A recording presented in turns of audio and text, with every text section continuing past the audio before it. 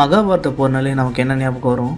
அர்ஜுன வில்லு, கிருஷ்ணனோட கீதை, அப்புறம் அந்த பயங்கரமான குருஷேஸ்திர போர், அப்படி தானே? ஆனால் என்னைக்காவது யோசிச்சிருக்கீங்களா 18 நாள் நடந்த அந்த போரில் லட்சக்கணக்கான வீரர்கள் என்ன சாப்பிட்டாங்கன்னு?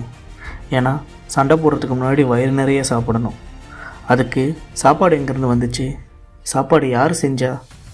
நிறைய பேர் இது ஏதோ வடநாட்டு ராஜா செஞ்சிருப்பான்னு நினைக்கிறீங்க. ஆனால் நிஜம் அது இல்லை. ஒட்டுமொத்த மகாபாரத படைக்கும் பசி தீர்த்தது நம்ம தமிழ் மண்ணை சேர்ந்த ஒரு சேர மன்னன். அவர்தான் உதியன் சேரலதன். உதியன் சேரலதன் சேர வம்சத்தோட மிக பழமையான மன்னர். இவரை பற்றி சங்க இலக்கியமான புறநானூறு என்ன சொல்லுது தெரியுமா? இவர் ஒரு மாஸ்டர் பிளான் போட்டார். மகாபாரத போரில் உலகமே ரெண்டாக பிரிஞ்சு சண்டை போட்டுக்கிட்டு இருந்தப்போ இவர் மட்டும் நான் எந்த பக்கமும் இல்லைன்னு ஒரு செம முடிவு எடுத்தார்.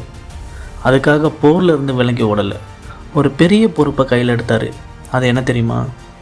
போரில் நீங்கள் யாரை வேணால் அடிச்சுக்கோங்க, ஆனால் என் பந்தியில் வந்து உட்கார்ந்தா நீங்கள் எல்லோரும் ஒன்று தான். பாண்டவர்கள் கௌரவர்கள் வித்தியாசம் பார்க்காம 2 பக்கமும் இருந்த கோடிக்கணக்கான வீரர்களுக்கு அவர் அன்னதானம் போட்டார். அதனாலேயே இவருக்கு ஒரு செம்ம டைட்டில் கிடைச்சது, பெருஞ்சோற்று உதிய சேரலதன். பெருஞ்சோறுனா சாதாரண சாப்பாடு இல்லை, ஒரு மிகப்பெரிய விருந்துன்னு அர்த்தம். இப்போ உங்களுக்கு ஒரு டவுட் வரலாம், ப்ரோ தமிழ்நாடு இங்கே இருக்குது, குருஷேஸ்திரம் அங்கே இருக்குது, இவர் அங்கே போய் எப்படி சமைச்சார் அப்படின்னு கேட்குறீங்களா? அங்கே தான் ஒரு சுவாரஸ்யமான விஷயம் இருக்குது. அந்த காலத்தில் தமிழ் மன்னர்கள் எவ்வளோ வசதியாகவும் பலமாக இருந்தாங்க தெரியுமா? ஒரு போர் நடக்கிற இடத்துல அவ்வளோ பேருக்கு சாப்பாடு போடுறது சாதாரண விஷயம் இல்லை. அடுப்பு எரியிற சத்தம் அந்த போர் சத்தத்தை விட அதிகமாக கேட்டுச்சான்.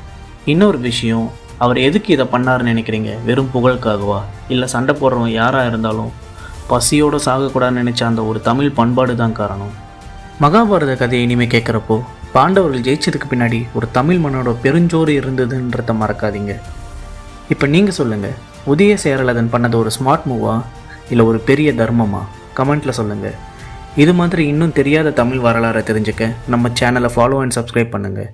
அடுத்த வீடியோவில் ஒரு மாஸ் ராஜாவை பற்றி பார்ப்போம்.